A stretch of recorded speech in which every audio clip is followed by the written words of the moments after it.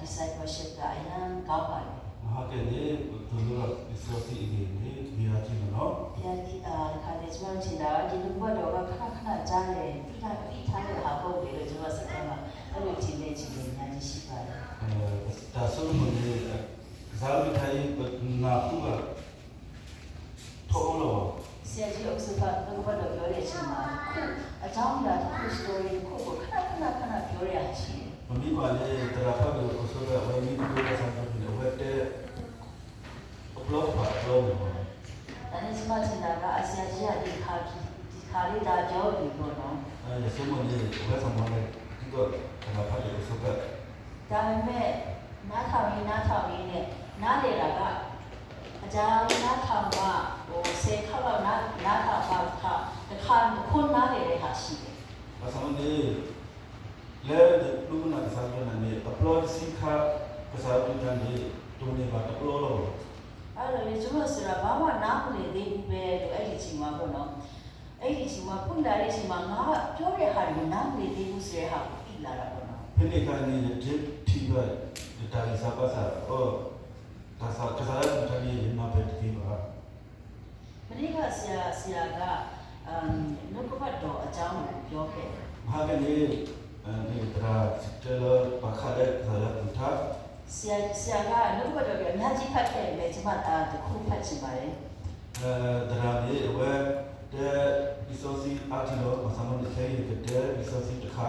ကဘာဦးကြအခန်းကြီး1အငယ်3 တေမိုရှိအကောင့်ချင်လို့ အခန်းကြီး1အငယ်3 တေမိုရှိဆက်တော့တဲ့ဆက်ဖို့တဲ့ ဘုရားခင်ကလည်းအလင်းဖြစ်စေဟုမိတ္တော်မူပြီးအလင်းဖြစ်လေ၏ဆရာတဲ့ဒီတကဘောလေးဝဲမေကဘောတော့ခုတကဘောလေးကဲတော့ အဲ့ဒီဘုရားခင်ရဲ့နှုတ်ကပတ်တော်ဆိုတဲ့အကြောင်းကိုဆရာကကောင်းကောင်းမွန်မွန်ပေါ့နော်ကျမတို့ကိုခလေးတို့ကျမတို့ကိုရှင်းပြပေးခဲ့ပါတယ် ဖိနေကနေဝဲရှက်တဲ့အနေလော်တီလော်ဆက်ပါခါတဲ့ ကျမတို့တွေ့ရတဲ့အရာကအဲ့ဒီမျိုးတစ်တင်တွေ့ရတဲ့အရာကအဆင့်ရှိလို့မြည်ကြီးရှိလို့ပေါက်လာတာမဟုတ်ဘူးပေါ့နော် ဗမီတီနေဒေမူနေဟဲမဲတော်လေအခလီဒီတော့နေတမီပါ အဲ့ဒီတစ်ပင်ဒီမပေါက်ခင်မှာရှိတဲ့အရာရှိတယ် ဘယ်နေတဟဲမဲတော်ခါနေဒါမီကို ကဘာကြီးရှိတဲ့အချိန်မှာရှိခဲ့တဲ့အရာကဘုက္ခဘတ်တော်ဖြစ်တယ် ဖဲခုခုတူခါနေကစားရကလူထာနေဘူခါနေ အရာအလုံးကဘုက္ခဘတ်တော်ကအစတင်တာဖြစ်တယ် ခလက်ကစနေစားတော်လေကစားရကလူထာ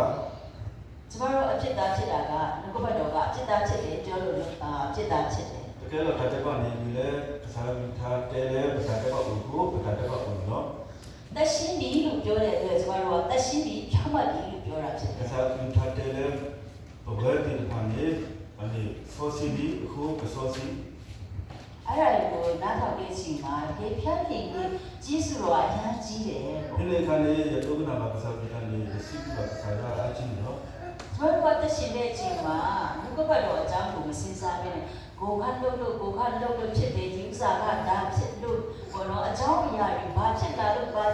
ဆိုတော့ reason တွေရှာနေကြတာဖြစ်တယ် ဘယ်လိုစားဘယ်လိုလဲပဒါမှုတွေပတဆုကုမှုကစားလို့တာတော့ဆုကုမှုလည်းပဒါဆုကုမှုပြီးတော့ပုံမှု ဒါပေမဲ့အတိကအကြောင်းအရာကဘုရားခင်ကဖြစ်စေပြောလို့ဖြစ်တာပဲ အစမ်းနေရေတို့ခါနေကစားရတယ်လေသူနေ အလေးဖြစ်စေ ခုဘယ်လေဘာလီသူတာကဘောလီခုသူကျဲတော့တာကဘောလီ ဒါနဲ့ကျမတို့ဂေဂျင်ရှိကြတာလေဘုရားခင်ရဲ့နှုတ်ကပတ်တော်အကြောင်းဖြစ်တယ်ပေါ့ ပမာနေတောက်ကိကိုပြီးလေကစားရပြီးထားခုတော့ လူသွားတဲ့ဘက်မှာကျမမရင်းရဲ့ပေါ့နော်ကျမသားရဲ့ရောက်ခမအိမ်မှာလာတယ် လေအခုနေရဖုခွာအမောဟဲဟာလေရရှိ သူကလူသွားတဲ့နောက်3လမှာဆိုကိုလိုရာဒိုမှာအကြားကြီးနေခဲ့ပါတယ်ကျွန်တော်မိသားစု အခုတိချီလာတယ်နေဝတ်တိအရှိပကောနေဟိုလေခေါ်ရတာချီလာတယ်ဖက်နေ နောက်မှသိရတာဆင်းရုံတက်ခဲ့တယ်လို့ပြောတယ် လက်ခိမတင်ညာထွဲဝဲထော်သစာရှိ ဒါပေမဲ့ကျမကသူကဒီမကောင်းဘူးဖျားလို့ဆင်းရုံတက်တယ်လို့ပဲသိခဲ့တာ စမနေဝဲအော်တိုမိုဒါဝဲထော်သစာရှိ အဲ့ဒီနေ့မှာဘယ်လိုဖျားတာလဲဘာလို့ကဖြစ်လို့တက်တာလဲလို့ကျမပြောလိုက်တယ် ဖိနေခါတဲ့ဝဲသူကအဝဲအဖုကအမအမောပမ်လူထော်သစာရှိ ဒါနဲ့သူကကန်ဆာယောဂဖြစ်တယ်ဒီမျက်စိမှာရှိတယ်အခုဒီအကြောင်းမှာဖြစ်လာပြီပြတ်လာပြီပြောတယ် အဝတ်ပြပြလဲအဝတ်ခဲအဝတ်ခေါ်ပါသူကအခန်းစားလဲအဝတ်အမကလေးကဘာပါအခါရီပါလဲကိုယ်ယူပေါ့ ကျွန်မချင်တာကရိုးစီချိုတွေးတော့အဲ့လိုပဲချိန်ခဲ့ရတာ ဒီဆိုမလေးဆိုမတာလဲအဝတ်မလေးအထီးဆက်လဲဒါစုတာစားလဲဆိုမစတော့နော် ဒါနဲ့ကျွန်မပြောတာကသူ့ကိုဘောတော့ယောဂကြောက်ဖို့ကလည်းကြီးကြီးတယ်လို့ မလေးကိုရစတဲ့ပါပုပ္ပအမအမော ဝိညာဉ်ကလည်းအဲ့ထက်ကိုရေးကြီးတယ် ပတ္တလေးအရေတို့ရေတို့တဲ့ ဒါနဲ့ဒီယေရှုရဲ့ဖြစ်လို့ခြင်းအကြောင်းကိုကျွန်မကနည်းနည်းပြောပြတယ်ပေါ့နော် ဒီနေ့ကနေတဲ့ပါခါရဲကစားရရှုတော့ပြီးခေါ်ပြီး သူကအင်္ဂလိပ်စကားမပြောတဲ့အတွက်ကျွန်မရဲ့ချွေးမကိုစကားပါရပေးပါလို့ပြောတယ် วันนี้จะนำไปเอพิโซดจะได้ว่าพวกข้าอามาที่ตัวเราจะนำไปเอา ဒါနဲ့ကျွန်မအဲ့ဒီလိုလူ့ဘဝထဲမှာရှိတဲ့ဟာကျွန်မမှတ်ထားတဲ့ဟာတွေလမ်းမှာသူ့ကိုပြတယ် วันนี้เราได้มาแล้วก็กษัตริย์อินทาดีกว่าแล้วจะได้ก็กษัตริย์อินทาจะได้ชุดเราที่เขาคิด ဒါနဲ့သူကဒီလိုဘဝတော့ကြည့်ပြီးကြည့်တယ် วันนี้ข้าวันที่จะได้อะไรนั่นข้าพุทธะใคร ဘာဖြစ်လဲသူ့သမီးကအဲ့ဒါကိုသူ့ကိုပြောပြတယ် ความนั้นเนี่ยพวกมึงเนี่ยจะวิ่งบ่ ဒါနဲ့အတိတ်ကနေလွတ်ပြီးဆိုတဲ့ဟာကိုသိလာတယ် วันนี้เราจะทุกข์ว่าจะทุกข์ว่าอามาอมุนี အပြစ်မရှိတော့ဘူးဆိုတဲ့ဟာ ya အပြစ်မရှိတဲ့တော့ဘူးဆိုတဲ့သိတယ်တဲ့ วันที่นาเลยตะกมาคนนี้จะนำไปข้าลี ယုံကြည်တယ်လို့ပြောတယ် แต่ว่า ဒါနဲ့လေဒါဆိုတော့နော်စိတ်မှအရှိရဖို့ပေါ့နော်ကိုယ့်ရဲ့ဘဝအတ္တမှာပြဿနာတွေကိုဖြေရှင်းရဖို့လေယုံကြည်ခြင်းကလိုအပ်တယ် วันนี้เราได้กำมือจุดก็ผมรู้ว่าเนี่ยอยู่ละฐานะเนาะ ငါကတော့တော့ကြောင်းဒီပေါ်အင်းရှင်းတဲ့တက်ရှင်လို့ရပြီကိုကျွန်မတို့ပြောတယ် มันมีตัวองค์เล็กกับตัวนึงเนี่ยตัวองค์ที่ได้ฐานะของคนเดียว ဒါနဲ့နောက်တော့ဘောတော့ရှင်းပြဖို့ကျွန်မကလည်းသူ့ကိုပြောရပါတော့ แล้วที่มันมีที่ตัวเนี่ยอย่าคิดนะว่าเอาไว้พวกเราที่ตัวแต่สารตัวที่เราเอาไว้เอาไว้ မစိတ်ထဲမှာကျွန်မချွေးမက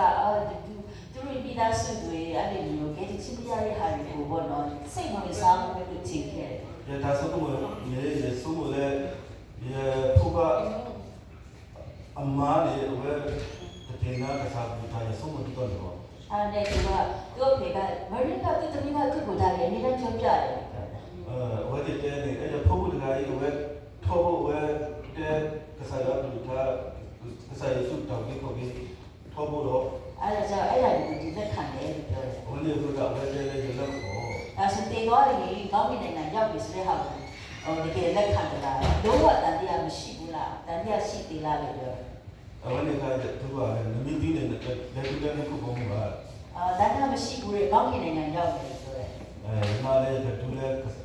ko ko mu no ဒါပေမဲ့သူကအများကြီးမသိတယ်ပဲပေါ့နော်အဲ့ဒီဒီယေရှုကအကျင့်လုပ်ခဲ့ပေးခဲ့တယ်ဆိုတဲ့ဟာကိုသူသိတယ် pasamane wa de tina a pasamane wa tina lo di le ka sa ya su ne ko bi ko bi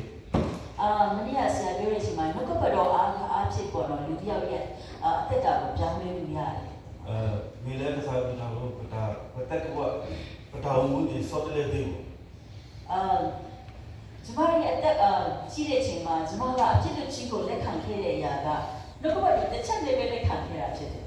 มันมีกว่าได้ดาวมุนีจะลักก็ดาวไปคนนี้มีแล้วสายเป็นทางหู လောကကြီးယူပြီးရဲ့တစ်ကိုယူဆောင်သွားပြီဆိုတဲ့အချက်ရှင်ယောဟန်ခန်းကြီး29ဘောတော့ ประดาวได้ว่าได้ผ่านเนี่ยก็สายเยซูရှိနေပြီမိဘော ဆရာကရှင်းပြတဲ့အချိန်မှာလောကကြီးကဘယ်ဟာလဲဆိုတဲ့ဟာကိုရှင်းပြတယ် မကနေဒါရှေ့ကဒါသူထားလေဟုတ်ခုန်နေတောင်းတယ် အဲဒါကြောင့်ဘုရားကြီးရဲ့နှုတ်ကပတ်တော်ကအသက်ရှိပြီးမှဘုရားကြီးကပြောတဲ့အရာတစ်ခုထဲအားဖြင့်သူကဓာတ်လေးသွားတယ် ဒီလည်းကစားရသူတာကိုဘာကနော်ဒီပါနေဘာဒီစောတဲ့တာတီကိုမိလည်းကစားရသူတာကို အဲဒါကြောင့်ကျမလည်းအဲ့ဒီနေ့မှာသူတို့ရဲ့မိသားစုအတွက်ပေါ့နော်သူကဘုရားကြီးကအလုပ်လုပ်တာပဲပေါ့နော်ကျမအဲ့ဒီလိုတကယ်မျောရချက်ရှိခဲ့တယ် ဝန်ဒေကဒါလမူလာလေဝ ဝတ်ဒီရှိဖို့ဖို့မနီပါသာရထား သူ့မှာကင်ဆာရောဂါရှိတယ်ဖျက်တင်ကအလုပ်လုပ်တာပဲပေါ့ ဝတ်ဒီသူကကန်ဆာကိုပါစာမနီကစားရမှာလား ဒါနဲ့ဘာလို့ဆက်မခုတာလဲပြောတာအရင်ဟိုဆေးရုံကဝေးပြီးမှဆေးရုံကလည်းရန်ဝေးပြီးမှဆေးရုံခလည်းရန်ဆေးရှိတယ်အဲ့ဒါကြောင့်သူကဆက်မခုချင်တော့ဘူး ဝတ်ဒီကလည်းတဆာချင်တယ်အပွေးတို့ကိုဝတ်တော်တော့ဝတ်တဆာချင်တယ်ပါ အဲ့ဒါကြောင့်ကျမလည်းသူတို့အတွက်ပေါ့နော်ကျမလည်းဆုတောင်းပေးရတာရှိတယ်ပေါ့ ဝတ်ဒီကလည်းဖိပတ်ပေါ်နေလေဝတ်ဘော ဖျက်တင်ကသူတို့ရဲ့မိသားစုမှာဖျက်တင်ကအလုပ်လုပ်တယ် ဒီမှာလည်းကစားရမှာလည်းဝတ်ဒီရှိဖို့ဖို့ သူတို့ကိုဖျက်တင်ရဲ့နှုတ်တော်ကပြောင်းလဲပေးလို့ရတယ် ဝတ်ဒီအတောင်ကစောတယ်လေကစားရပူထားရနာတယ် အဲ့ဒါကနေ့ကဖျက်ရဲ့ဆရာကြီးနှုတ်တော်ကိုကြားတဲ့အချိန်မှာဘိုးမစိတ်ထဲမှာတေချာသွားရတာကဖျက်တင်ကသူတို့စီမှာလည်းအလုပ်လုပ်နေတယ်ပြောင်းလဲပေးလို့ရတယ်ဆိုရတဲ့တေချာတော့ မဟာကလေးနာဘာဆရာပူထားဒေါ်ဒီလေကစားရမှာတယ်ဝတ်ဒီရှိဖို့ ကျမတို့မျိုးလေးတဲ့အရာကအလကားနေအလကားဖြစ်တဲ့အရာကိုမျိုးလေးတာမဟုတ်ဘူး လက်တမ်းလာလေဒီလိုဘမူလာလေအခေါ်တော့တမင်တိတော့နေပါ အသက်ရှင်တဲ့ဖျားကြီးရဲ့ရုပ်ကပတ်တော်ကတကယ်ကျမတို့ကိုကိုညီမဆပေးနေတယ်ပေါ့ နေလေကစားရပူထားဖို့တောင်းဒီကစားရမဆဲနော် အဲ့ဒီဖျားကြီးကိုကျေးဇူးတင်တယ် ဘယ်လိုလဲကစားရနော်